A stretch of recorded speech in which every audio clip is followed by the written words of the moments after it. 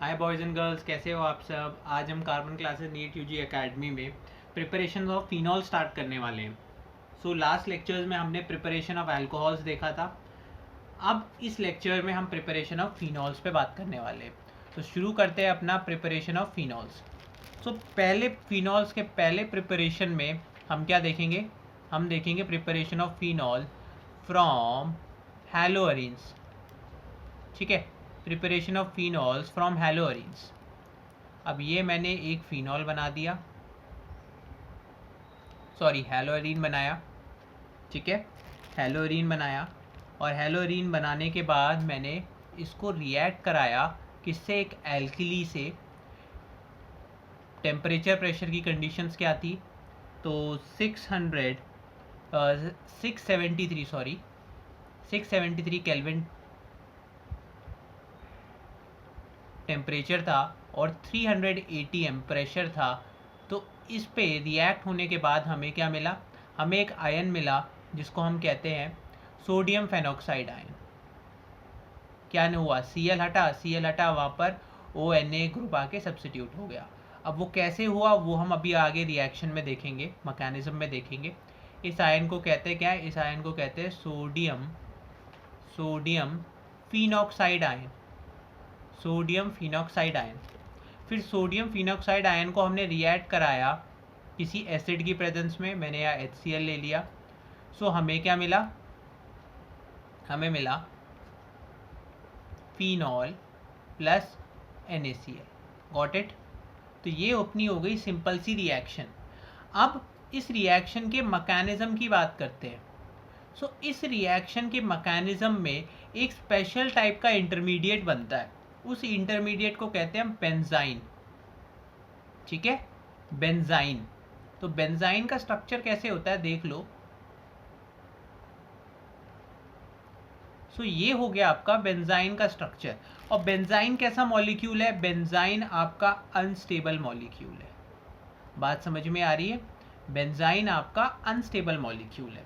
चलो इतनी बात अब हमने देख ली। अब इसका मैकेनिज्म डिटेल में स्टडी करते हैं। तो मैकेनिज्म होता कैसे है, बिल्कुल कुछ मुश्किल मैकेनिज्म नहीं है। क्लोरोबेंजीन लिया, ठीक है, इसका रिएक्शन कराया NaOH के साथ। अब ये क्लोरोबेंजीन आपको दिख रहा है, ये डेल्टा नेगेटिव, ये कार्बन आपका डेल्टा पॉजिटिव। ठीक है, अब ये जो ऑक्सीजन है ये अपने इलेक्ट्रॉन्स, देखो ये NaOH किस में टूटेगा, Na प्लस और OH माइनस में। अब ये OH माइनस में ऑक्सीजन बेस की तरह एक्ट करता है, बेस की तरह एक्ट करता है और अपने इलेक्ट्रॉन्स इस हाइड्रोजन को देता है। अब इस केस में ये हाइड्रोजन कैसा है सर, ये हाइड्रोजन है आपका एसिडिक हाइड्रोजन। कैसा हाइड्रोजन है आपका, इसको नोट करो, एसिडिक हाइड्रोजन। अब एसिडिक हाइड्रोजन कैसा हाइड्रोजन होता है, ये वो हाइड्रोजन होता है जिसकी लिविंग टेंडेंसी बहुत ज़्यादा होती है। ठीक है, रिएक्शन मिक्सचर में जिस हाइड्रोजन की लिविंग टेंडेंसी बहुत ज़्यादा होती है उसको हम कहते हैं एसिडिक हाइड्रोजन। और मैं आपकी नॉलेज के लिए एक बात बता दूं कि अगर कार्बन की वैलेंसी sp2 भी हो सकती है और sp3 भी हो सकती है। तो अगर कोई हाइड्रोजन sp हाइब्रिडाइज्ड कार्बन से जुड़ा है वो सबसे ज़्यादा एसिडिक होगा। ठीक है, then sp2 carbon, than sp3 carbon. ठीक है, रीज़न क्या है, रीज़न आती है इसकी इलेक्ट्रोनेगेटिविटी। इलेक्ट्रोनेगेटिविटी, तो एक बात जान लो कि sp carbon is more electronegative than sp2 carbon than sp3 carbon. So जो sp कार्बन ज़्यादा इलेक्ट्रोनेगेटिव है तो अपनी तरफ शेड पेयर के इलेक्ट्रॉन ज़्यादा अच्छे से खींचेगा, तो ये जो बॉन्ड है वो इजीली ब्रेक हो जाएगा। Got it my friends. ठीक है, तो ये क्या है, ये हम लोगों को अभी समझ में आ गया कि जो sp2 कार्बन है इससे अटैच हाइड्रोजन ये एसिडिक है इस केस में, और यहाँ पर ऑक्सीजन इसको इलेक्ट्रॉन्स देता है। ठीक है, इस हाइड्रोजन को इलेक्ट्रॉन्स देता है और क्या होता है, ये बॉन्ड टूटता है और इस बॉन्ड के सारे इलेक्ट्रॉन्स इस कार्बन पे आ जाते हैं। तो देखो स्ट्रक्चर कैसा बना बच्चा लोग, स्ट्रक्चर बना ये, यहाँ सारे इलेक्ट्रॉन्स आ गए। अब ये इलेक्ट्रॉन क्या करते हैं, अब ये कार्बन कैसा है सर, ये कार्बन डेल्टा पॉजिटिव है। अब ये negative pair of electron delta positive carbon की तरफ जाना चाहेंगे, क्योंकि पॉजिटिव सेंटर है ना, तो पॉजिटिव की तरफ ही जाना चाहेंगे। तो ये इलेक्ट्रॉन्स यहाँ पॉजिटिव सेंटर की तरफ आते हैं और क्या होता है, साइमल्टेनियस रिमूवल ऑफ क्लोरीन।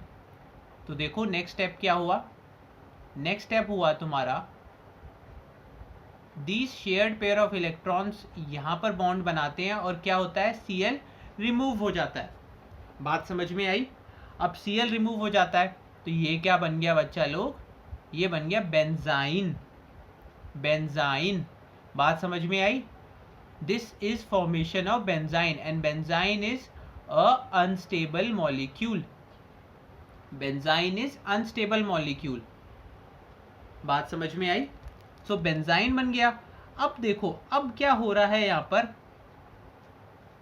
अब ये बेंजाइन हमेशा तो नहीं रहेगा, ये बेंजाइन मॉलिक्यूल हमेशा तो ऐसे एज इट इज़ तो रहेगा नहीं। तो होता क्या है, ये जो बॉन्ड बना है ये फिर से ब्रेक होता है और ब्रेक होने के बाद एक कार्बन पे नेगेटिव चार्ज आएगा और दूसरे कार्बन पे पॉजिटिव चार्ज आएगा। ठीक है, अब यहाँ पर क्या आता है, NaOH का मॉलिक्यूल फिर से आता है, NaOH का मॉलिक्यूल फिर से आता है। अब देखो ये OH माइनस क्या देखता है, ये देखता है कि यार यहाँ वाला कार्बन थोड़ा भूखा है, तो क्या करता है ये OH माइनस, यहाँ वाले कार्बन को आके इलेक्ट्रॉन डोनेट करता है और आपका कैसा सा स्ट्रक्चर बन जाता है सर, आपका ये वाला स्ट्रक्चर बन जाता है और यहाँ पर नेगेटिव चार्ज रह जाता है। Got it guys? सो इतना तो बन गया अपना। अब क्या होता है, अब नेक्स्ट स्टेप में होता है हमारा प्रोटॉन ट्रांसफ़र। अब प्रोटॉन ट्रांसफ़र कैसे होगा, देखो ये वाला जो बॉन्ड है ये पोलर है, क्यों, क्योंकि ये इलेक्ट्रोनेगेटिव ऑक्सीजन के साथ जुड़ा है। तो ये वाले इलेक्ट्रॉन्स यहाँ इस हाइड्रोजन को दिए जाते हैं, साइमल्टेनियसली ये बॉन्ड ब्रेक होता है और यहाँ के सारे इलेक्ट्रॉन्स ऑक्सीजन में आते हैं। ठीक है, so this step is called proton transfer. So अब क्या हो रहा है, अब हो रहा है प्रोटॉन ट्रांसफ़र और बना क्या है, और बना है कुछ ऐसा सा मॉलिक्यूल, ध्यान से देखो,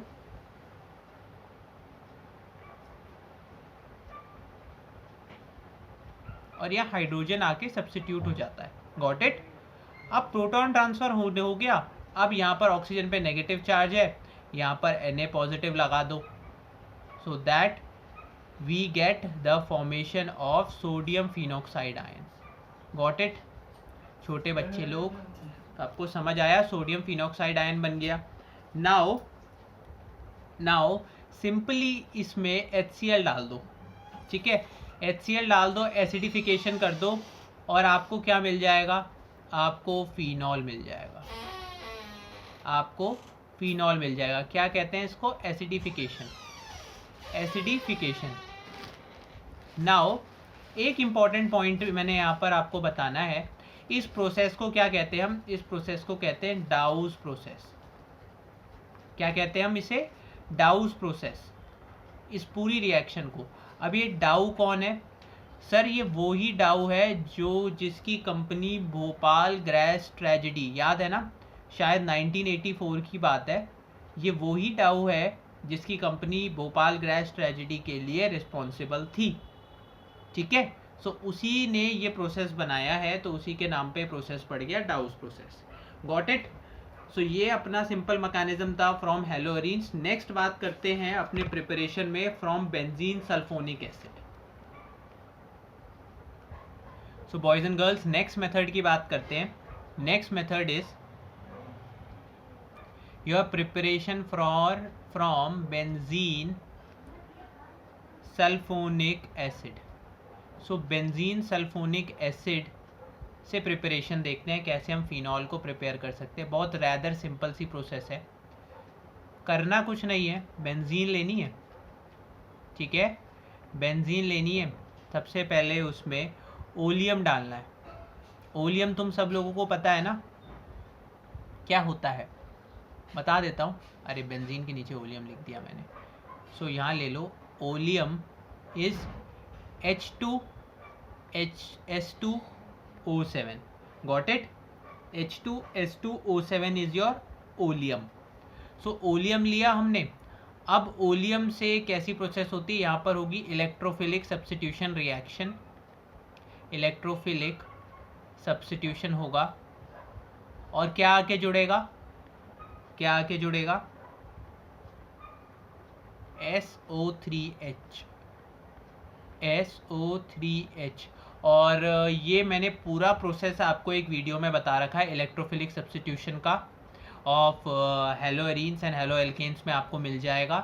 सो अगर आपको ये मैकेनिज्म देखनी है so go and watch it there, बहुत अच्छी मैकेनिज्म है, बहुत सिंपल है, आपको समझ भी आ जाएगा। सो इलेक्ट्रोफिलिक सब्स्टिट्यूशन रिएक्शन हुआ। अब इलेक्ट्रोफिलिक सब्स्टिट्यूशन रिएक्शन के बाद यहाँ पर आपको सिंपल कुछ नहीं करना, NaOH के साथ रिएक्ट कराना है और NaOH के साथ रिएक्ट करके आपको क्या मिल जाएगा, फिनॉल मिल जाएगा दोबारा से। Got it. सो अब देखते हैं इसकी मैकेनिज्म।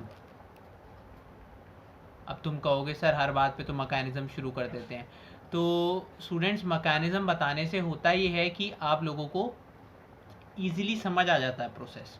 तो यहाँ तक का मैकेनिज्म तो मैंने पीछे तक के लेक्चर में कवर कर दिया कि इलेक्ट्रोफिलिक सब्स्टिट्यूशन कैसे हो रही है। अब इलेक्ट्रोफिलिक सब्स्टिट्यूशन के बाद वाला मैकेनिज्म चेक करते हैं। तो यहाँ पर कौन सा मॉलिक्यूल है, यहाँ पर हमारा SO3H नाम का मॉलिक्यूल है। सो ये देखो, ये देखो और ये मॉलिक्यूल। यहाँ पर हमने क्या डाला मिक्सचर में, NaOH, तो NaOH से हमें क्या मिलेगा, OH माइनस मिलेगा। सो लिखते हैं हम OH माइनस ही है यहाँ पर, ठीक है। अब OH माइनस है, ये फिर से OH माइनस यहाँ से क्या निकालेगा, यहाँ से एब्स्ट्रैक्ट करेगा तुम्हारा एसिडिक हाइड्रोजन, एसिडिक हाइड्रोजन, ठीक है। OH माइनस यहाँ से फिर से एसिडिक हाइड्रोजन को एब्स्ट्रैक्ट करेगा और एसिडिक हाइड्रोजन निकालने के बाद क्या मॉलिक्यूल बनेगा तुम्हारा। मैकेनिज्म बिल्कुल पीछे वाली रिएक्शन की तरह है, कोई हार्ड एंड फास्ट कुछ नहीं है इसने, नया नहीं है इस मैकेनिज्म में। और यहाँ पर नेगेटिव चार्ज, ठीक है। अब फिर ये नेगेटिव चार्ज यहाँ डेल्टा पॉजिटिव कार्बन पे आएगा। अब डेल्टा पॉजिटिव कार्बन कैसे हुआ सर, देखो ये सल्फर क्या है, ये सल्फर कितने इलेक्ट्रोनेगेटिव ग्रुप्स के साथ जुड़ा है, ये सल्फर बहुत सारे इलेक्ट्रोनेगेटिव ग्रुप्स के साथ जुड़ा है, ठीक है। ये सल्फर बहुत सारे इलेक्ट्रोनेगेटिव ग्रुप के साथ जुड़ा है, तो ये सल्फर पे क्या आया, जो डेल्टा पॉजिटिव चार्ज आया। अब ये डेल्टा पॉजिटिव चार्ज किससे कम कर रहा है सर, ये सामने वाले कार्बन से इलेक्ट्रॉन खींच के अपने जो डेल्टा पॉजिटिवनेस बनी है उसको कम कर रहा है। तो रिलेटिवली इस कार्बन पे डेल्टा पॉजिटिव चार्ज है, तो यहाँ से ये इलेक्ट्रॉन पेयर यहाँ की तरफ शेयर हुए, शेयर होने के बाद क्या बना, यहाँ पर एक बॉन्ड बन जाएगा और यहाँ से जो ये वाला मॉलिक्यूल है ये रिएक्शन मिक्सचर में फ्री हो जाएगा। Got it. ये मॉलिक्यूल बन गया और यहाँ पर ये SO3H ये रिएक्शन में फ्री हो गया, SO3H नेगेटिव ये रिएक्शन में फ्री हो गया। तो फिर से हमें क्या मिल गया, फिर से हमें बेंजाइन मिल गया, फिर से हमें बेंजाइन मिल गया। अब ये बेंजाइन दोबारा से क्या होगा, पॉजिटिव नेगेटिव में टूटेगा, फिर यहाँ पर NaOH का OH माइनस आएगा, ठीक है।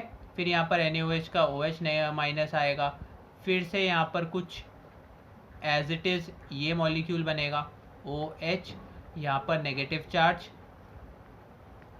देन क्या होगा, फिर इस स्टेप में प्रोटॉन ट्रांसफ़र होगा, ठीक है गाइस। इस स्टेप में प्रोटॉन ट्रांसफ़र होगा, प्रोटॉन ट्रांसफ़र होने के बाद O नेगेटिव और यहाँ पर हाइड्रोजन आके एब्स्ट्रैक्ट हो जाएगा, फिर NaOH का फिर Na आएगा, ठीक है। तो यहाँ पर अपना सोडियम फिनॉक्साइड आयन बन गया, फिनॉक्साइड को तुम सीधे एसिड से रिएक्ट करा दो तो तुम्हें क्या मिल जाएगा, तुम्हें मिल जाएगा अपना फिनॉल, अपना फिनॉल, ठीक है। अब नेक्स्ट बात करते हैं डाइजोनियम सॉल्ट के साथ तुम कैसे फिनॉल को प्रिपेयर कर सकते हो। तो चलो इस प्रोसेस में हम क्या देखते हैं, इस प्रोसेस में देखते हैं हम preparation from diazonium salt, diazonium salt. तो डाइजोनियम सॉल्ट के साथ प्रिपरेशन बहुत सिंपल है, इसमें तो कोई आपको परेशानी होगी नहीं। हमें करना क्या है, हमें सबसे पहले प्राइमरी अमीन लेना है, ये ले लिया मैंने एक प्राइमरी एरोमेटिक प्राइमरी अमीन। इसकी रिएक्शन कराई मैंने NaNO2 प्लस HCl के साथ टेम्परेचर कितना लिया मैंने, टेम्परेचर लिया 0 to 5 डिग्री सेल्सियस। अब तुम्हें पता है ये NaNO2 क्या देता है, ये NaNO2 हमें HNO2 दे देता है, ठीक है, HNO2 दे देता है। और यहाँ से तुम्हारा इलेक्ट्रोफाइल जनरेट होता है और सब्स्टिट्यूट क्या होता है तुम्हारा बेंजीन रिंग पर, बेंजीन रिंग पे क्या आता है तुम्हारा N2Cl बन जाता है, that is your diazonium salt, ठीक है।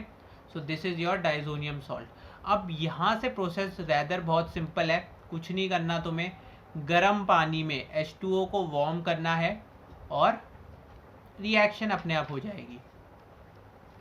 तो क्या मिल जाएगा आपको, फिनॉल मिल जाएगा plus N2 plus HCl, got it.